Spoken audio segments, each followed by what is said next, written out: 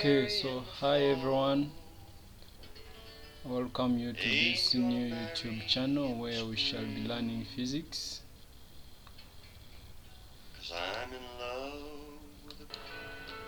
Okay, so today I will introduce IGCSE, especially to year 10 class, those who are coming to physics for the first time.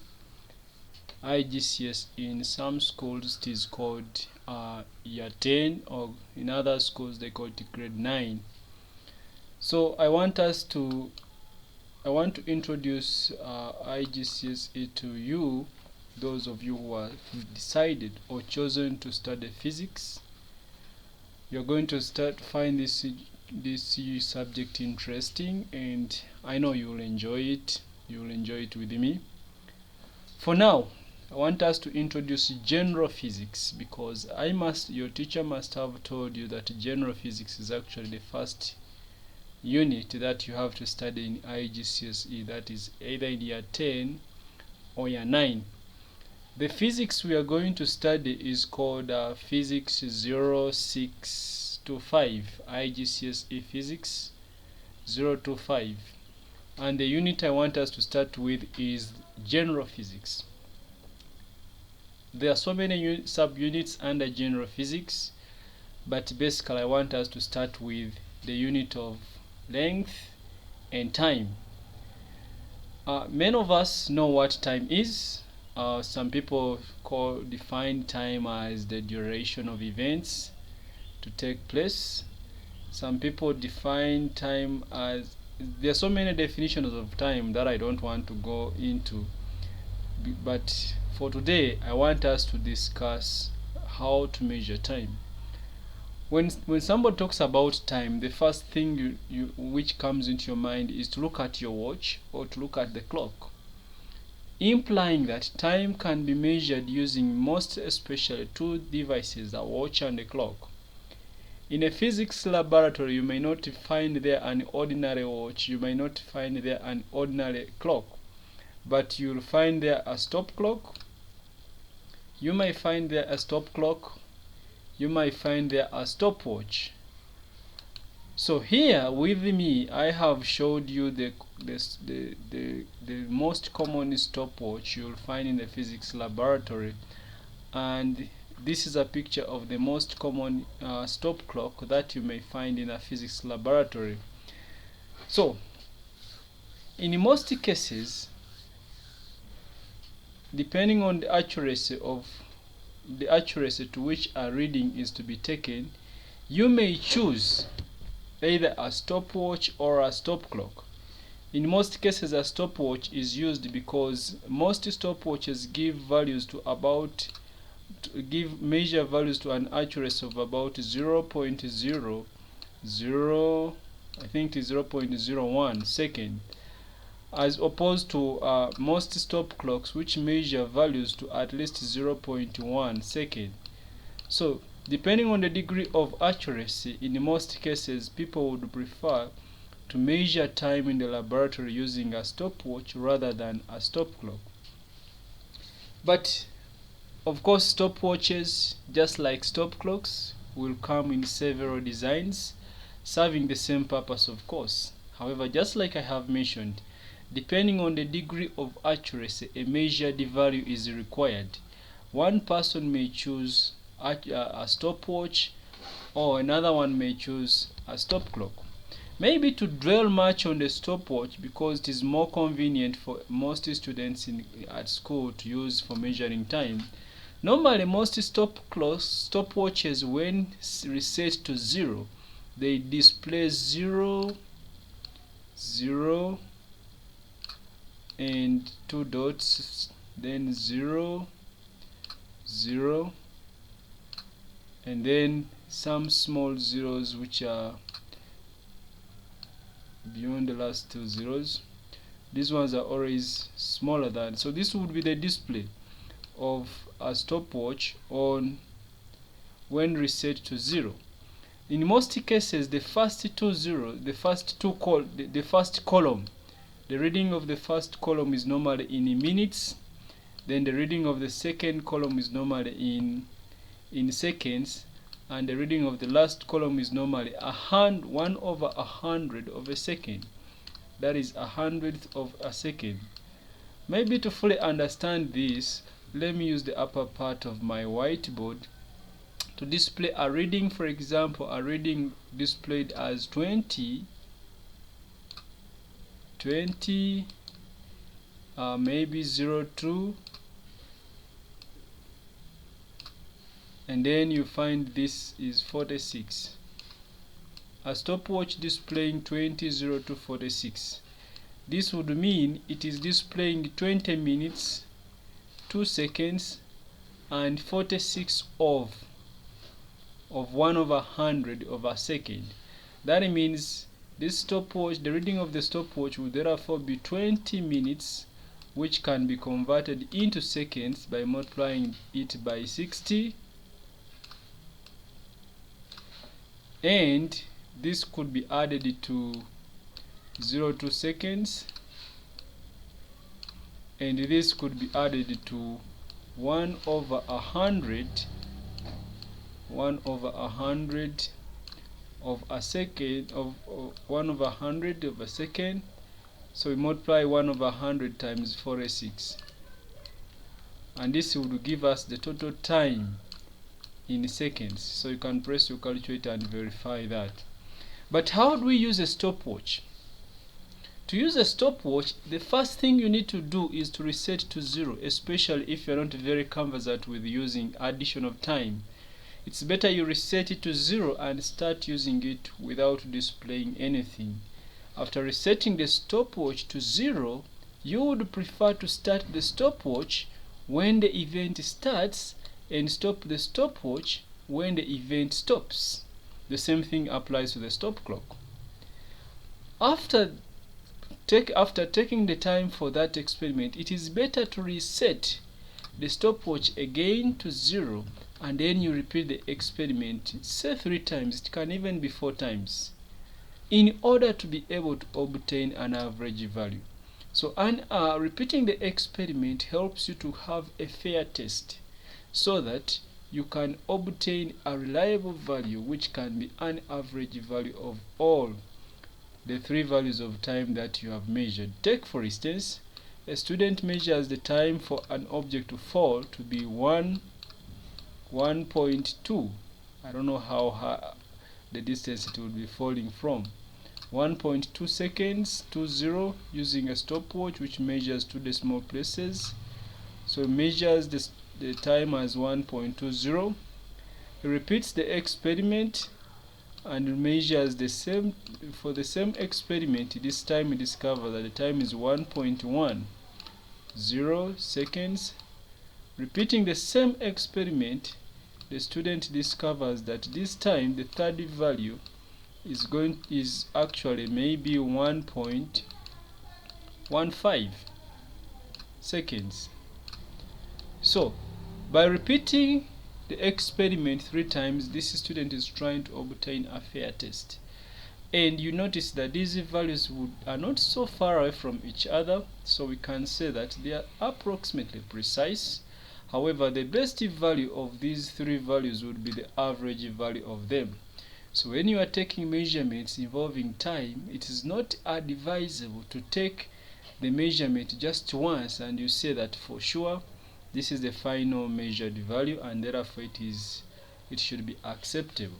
It's better to obtain several values and then you average them to obtain a reliable result.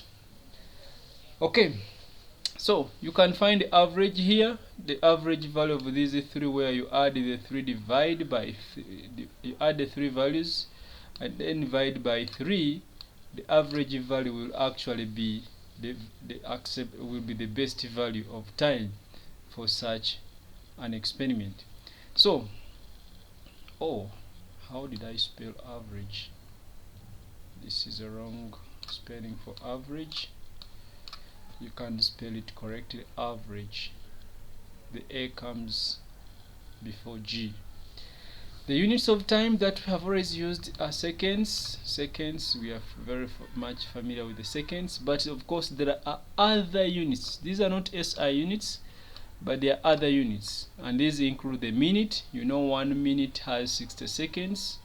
The hour, you know 1 hour has 60 minutes, and therefore it has 3600 seconds. Time can also be measured in days, it can be measured in weeks, it can be measured in months, it can be measured in years, it can be measured in decades, it can be measured in centuries and millennium. However, the standard unit is the second. So, whenever in most calculations, in most questions we shall encounter in our course, we shall always want time to be in seconds, even when it will not necessarily be given in seconds. Sometimes it will be given in minutes, but it's your responsibility to remember that the SI unit of time is the second. So that is the unit for measuring time. Now I want you to note that sometimes for repeated events, an average value of time can be found.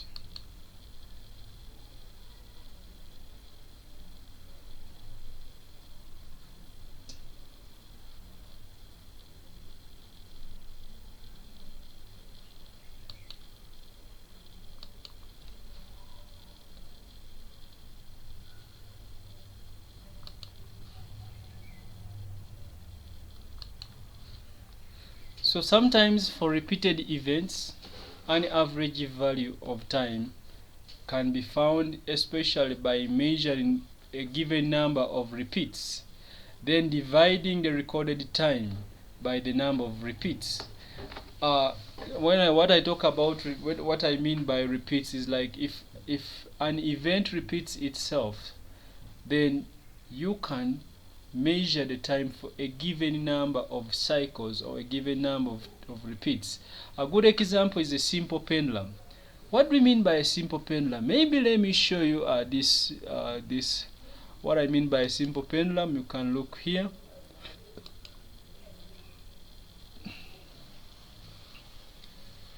What I mean by a simple pendulum, consider the motion of this pendulum bob. I don't know why it is not display. It is not. Okay, a good example of motion or events that repeat themselves is a simple pendulum. A simple pendulum is just a mass attached to a string which is supported by something. For example, you can see here this is my mass on which I have attached this is just a model and animation. So a simple pendulum is like that, just a mass attached to a string or anything which can be attached onto a support. So if you consider, or if you look at this simple pendulum, it swings from one end to another end. We say it makes oscillations. And if we want to find the time taken for one oscillation, the best thing would have been to measure the time for at least a given number of oscillations. That's what I meant by repeats. To measure the time for at least a given number of oscillations, certain oscillations. And then, how would I find the time for one oscillation? Remember, the time for one oscillation is what we call the period. So, this timing several oscillations would give us a more accurate value rather than timing one oscillation. And the time taken for one oscillation, which would be obtained from the time of a given number of oscillations divided by the number of oscillations timed, would actually be our period. So for example, in that previous demonstration, assuming that a student X measures and notices that the time T which is taken, let me try to bolden my pen, the time T which has been taken for say 10 oscillations, I'll call it 10T or 10 capital T. I normally prefer to use the standard symbols that you can always use maybe in the practicals. So the time for 10 oscillations, I'm calling it 10T, assuming that the student has timed 10 oscillations and found out that the time for 10 oscillations, which I'm calling 10t, is say 65.02 seconds. So a student finds out that the time for 10 oscillations is 65.02 seconds. So it means that the time for one oscillation, which I'm calling the period, that time will therefore be 65. That will be 65.02 divided by 10. So this would give us a time of approximately 6, I think that is 6.502 seconds. So this will be the time for one oscillation. Although the animation or the illustration I've used was very slow and easy to time one oscillation, in practice some oscillations are too fast that timing one oscillation would imply that the time measured has or would have a very big error.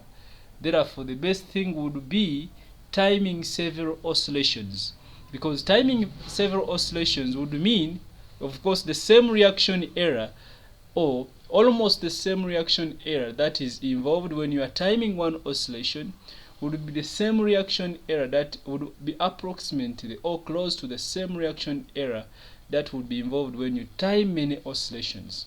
So that means when you time many oscillations, you have a bigger value of time as compared to timing one oscillation, because when you time one oscillation minus the error, then it means the answer you will get will be so far away from the exact or acceptable value. So it's better to time several oscillations so that you would minimize the error.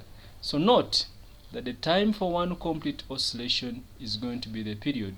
So for this diagram, if this is the pendulum bob, this is the mass attached to a string, for an oscillation to be complete, assuming the mass starts from position A, it has to move to position B.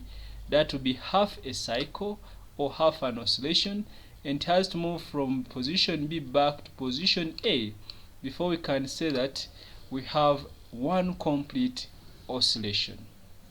I think I have made that very, very clear. In measuring time, in most cases, there are some errors. One of the errors, we have been trying to avoid it either by repeating the experiment or by timing many oscillations for events that repeat themselves. One of the common errors is as a result of human timing. Human timing is not precise. There is a tendency of humans being slow to react. So there is an error in measurement of time, which is called the reaction time, an error due to the reaction time. Experiments show that for a normal human being, the reaction time is approximately 0.2 seconds. But it is not a constant after all. We cannot make the same error when pressing or stopping the stopwatch. So in most cases, this error due to the reaction time cannot be improved. It cannot be avoided. We call it a random error. If we were in A level, we would call it a random error. It cannot be avoided. It is always there. But if only you want to improve accuracy of a measured value that you have obtained, or if you want to obtain a more accurate value, then it means you would not choose using a stopwatch or a stop clock to measure time. What would you do? In this case, you would rather go for timing gates, the automatic timing gates. These ones measure time automatically without a human being controlling them. So they are automated. So for them there is no reaction time. As long as we shall see timing gates in A level, but maybe to give you a clue, a timing gate is made up of a beam of light, that if, for example, an object is falling and there's a beam of light there, and then a beam of light here, the light gates are connected to a timer, an automatic timer. So the light gates are connected to an automatic timer. As you can see, I'm just trying to demonstrate. So this is the automatic timer somewhere here. So if an object is falling and the moment it cuts this beam, then the moment it cuts the beam, the automatic timer starts, and the moment it cuts the beam at the bottom, the automatic timer stops. So it means this light gate will give an exact value, or a more accurate value, rather than a value that would be obtained using a stopwatch, which involves pressing, manually pressing, which brings about the reaction time. So if the distance measured, if the time taken for an object to fall a short distance is to be measured, it's better you choose timing automatically rather than using a reaction time. Imagine if an object is to fall from a table of a very small height to the ground. You may find that before you even press, for example, let me assume this is 30 centimeters. If an object is falling a distance of 30 centimeters from a table, for example, to the ground, if this object is falling from the table to the ground, you may find that before you even start the stopwatch, the object has already landed onto the ground. So when will you stop the stopwatch? Before you started, the object is already on the ground. So for such small distances, the light gates would give a better value other than the stopwatch.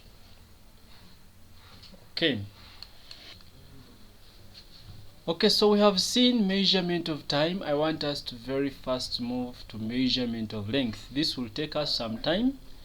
I know we cannot finish it now. So what do I mean by measurement of length? When someone talks about a length, I am very sure the first thing to come into your mind is a ruler, because you are used to measuring distances in your books and so on, right from primary, using a ruler. Now in the laboratory, especially the physics laboratory, normally a length can be measured using some of these instruments. In most cases, for a physics laboratory, you'll find the ammeter rule to measure straight lengths between 10 centimeters to 100 centimeters. You'll always find there a ammeter rule. You may find there tape measures, but they are normally not used in taking measurements in the laboratory.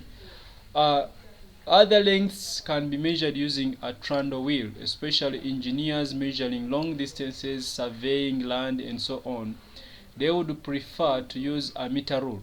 So normally a trundle wheel. So normally a meter rule is used to measure lengths of straight objects. A tape measure can be used to measure lengths even if the object is not straight. For example, you have seen your waist when you go to a tailor to take measurements of the clothes. You have seen they use a tape measure to measure around your waist, around your neck, and so on and so forth. So some distances which are not straight can also be measured using a tape measure. But long distances, for example, the size of a field, the size of a football pitch, can be measured using a trundle wheel. Several acres of land can be measured using a trundle wheel, especially by engineering surveyors and so on and so forth. Then there are some distances which are extremely small. There are some lengths which are very small. So for lengths which are very small, in the laboratory we have instruments like the vernier calipers and the micrometer screw gauge that can be used to measure such small lengths. We shall see the vernier calipers and the micrometer screw gauge just in our next lesson, if I am to put it like that. So we shall see how we use the vernier calipers and the micrometer screw gauge. I know we are not so much familiar with them, but at this level we need to get used to them. Okay. Because length is a distance, normally we measure length in a unit called the meters. The meter is actually the SI unit, the standard unit of length. But of course, it doesn't mean that there are no other units. Other units include centimeters. Other units may include the centimeters. They may include the millimeters. They may include the kilometers. At this level, I expect that we are so much conversant with converting these units. I remember when I was in primary, my teacher told me that King Henry's daughter Mary drank, is it called milk? So my teacher told me that King Henry's daughter Mary, no, there is it's like I've forgotten my primary concepts. So my teacher told me that King Henry's daughter Mary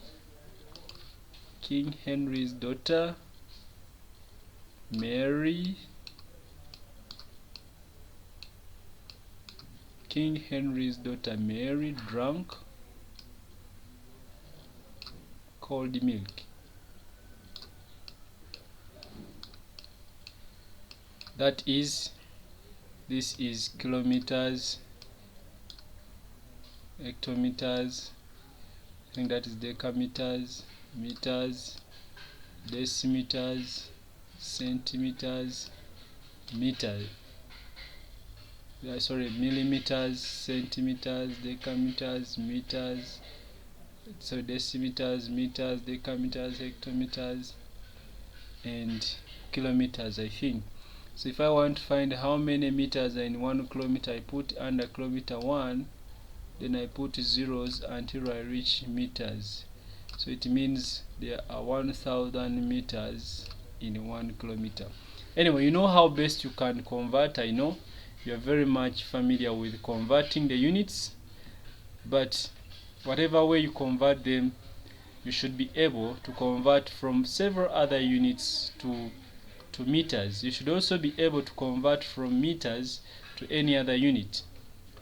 Okay, so normally measurement is using a ruler, and at this level I expect that people know how to take measurements from the ruler. What is very important is always to be able to estimate, to know the scale on the ruler. For example, this is showing that each marker here which is written is in centimeters, and there are 1, 2, 3, 4, 5, 6, 7, 8, 9, 10 divisions, which indicate that each division is actually 0.1 centimeter or 1 millimeter. That's why we have said that those small demarcations or those small marks are representing millimeters. So for example, if you are trying to measure a length of an object, and the object is from the end of the ruler, assuming it is perfectly from the end of the ruler up to some point, say at this point here, somewhere here, and you want to find the length of this object, assuming that it is a straight object. So you would notice that the reading here would therefore be a reading which is 1 centimeter and 1, 2, 3, 4, 5, 6, 7 millimeters. So that will be 1 centimeter and 7 millimeters, which is 1.7 centimeters. That will be 1.7 centimeters. So knowing the scale of the ruler is very, very important when taking a reading from a ruler. And when taking a reading from the ruler, it is very, very important for you to remember that the eye must be placed in line with the point where the reading is being taken. The eye must be placed in line with the point where the reading is being taken. For example, look at the illustration here. If you place your eye in this position or at this angle when you are taking a reading from the ruler for the height of the pencil, you are most likely going to see a value below. That is what we call parallax error. When you take a reading from this angle, you are most likely going to find a value above the exact or true value. That is what we call parallax error. So to avoid the parallax error, you make sure that the position of the eye is perpendicular to the scale. So if this is the scale, the position of the eye should be making 90 degrees. You can see this is 90 degrees with the scale. The correct position of the eye should be making 90 degrees with the scale. So the corrective value will therefore be the value you obtain when the eye is, the line of the eye, the line from the eye makes 90 degrees with the scale, and therefore you notice that now our corrective value would instead be 17.00 if we took readings from this position, other than it would be different if we took readings from different angles, as you can see. This second diagram also illustrates the same thing. When you are looking at the scale, ensure that your eye is just above the point where you are taking a reading. When you take a reading from an angle, then you will be obtaining a wrong reading, a reading which is not going to be making a reading which is not going to be very accurate, and it is either going to be above the acceptable value or the corrective value, or below the corrective value. So to avoid parallax error, that error when you take a reading from an angle instead of ensuring that the eye is just above the scale, or the line from the eye makes 90 degrees with the scale, that kind of error is what we call the parallax error.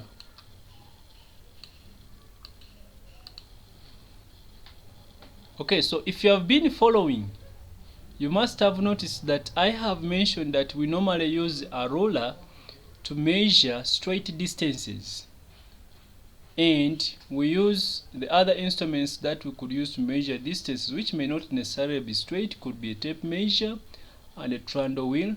The instruments which we can use to measure very small distances in the laboratory, I mentioned the vernier calipers and the micrometer screw gauge. Those ones can measure even cylindrical objects, circular objects, spherical objects, and so on and so forth. But did you know that a ruler can be modified? A ruler can be used together with other apparatus in the laboratory to measure a length, such a length of an object which is not straight. For example, we can tell the diameter of a ball using a ruler. We can tell the diameter of a cylinder using a ruler, but it cannot work independently. It is almost impossible for you to obtain a corrective value of the diameter of a ball using a ruler, because the ball is spherical. However, you can do something to ensure that you use the ruler to obtain the diameter of a ball. What do you do then? Let's see. Okay, so the meter rule, a ruler can be used together with at least 2 wooden blocks, and using 2 wooden blocks placed beside the object on the ruler, you can easily find the readings from, for example, in this diagram, we can estimate the diameter of that object, that spherical object, using a ruler. Not necessarily